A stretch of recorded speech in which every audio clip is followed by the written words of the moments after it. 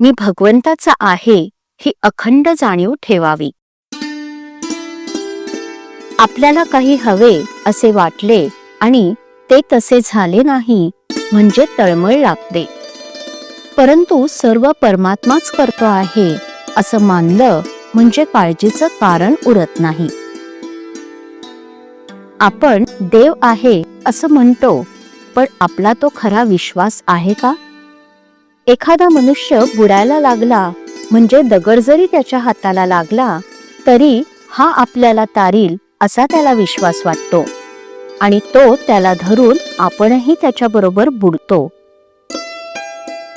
म्हणून म्हणतो, देव आहे असा आपला खरा विश्वास नसतो. आपण नुसतं तोंडाने म्हणतो एवढंच. नाहीतर आपल्याला काळजी का वाटावी? प्रत्यक्ष देव पुढे उभा राहिला तरी आपल्या मागची काळजी आणि सुखदुःख संपणार नाही. याचं कारण म्हणजे परमेश्वरावरचा आपला विश्वासच डळमळीत असतो. वास्तविक परमेश्वराची इच्छा प्रमाण मानल्यावर सुखदुःख मानण्याचं कारण नाही. परमेश्वर सर्वव्यापी आहे. तो जसा माझ्यात आहे तसा दुसऱ्यातही आहे. म्हणून दुसऱ्याने काहीही केलं तरी आपल्याला त्याबद्दल काही वाटण्याचं कारण नाही. तरी अशी भावना ठेवून वागावं की मी देवाचा आहे, तो माझा पाठीराखा आहे आणि म्हणून काही झालं तरी मला काळजी करण्याचं कारण नाही. हे सर्व नामस्मरण केल्याने साधतं. म्हणून मी आजपासून सतत नामस्मरण करत राहणार असा निश्चय करावा आणि त्या दृष्टीने प्रयत्न चालू ठेवावा.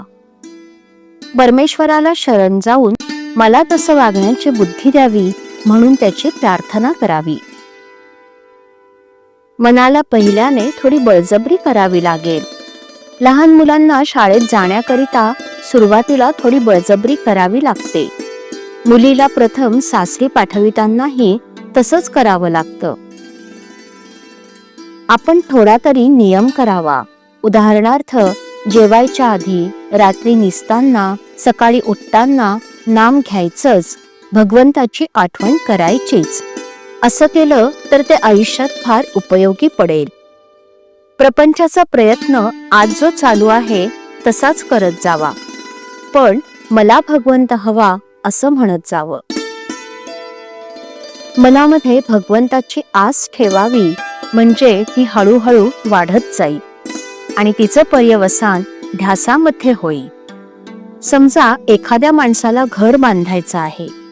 मला घर बांधायचं आहे असं तो म्हणत जातो आणि त्यासाठी पैसे शिल्लक टाकतो. दागिने करायची वेळ आली तर ते नको म्हणतो, कारण पुढे घर बांधायचं आहे.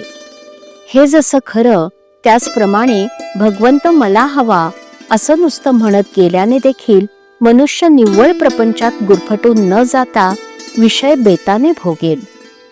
खरा ध्यास लागल्यावर ती वस्तू मिळाल्या वाचून चैन पडणारच नाही. श्रीराम.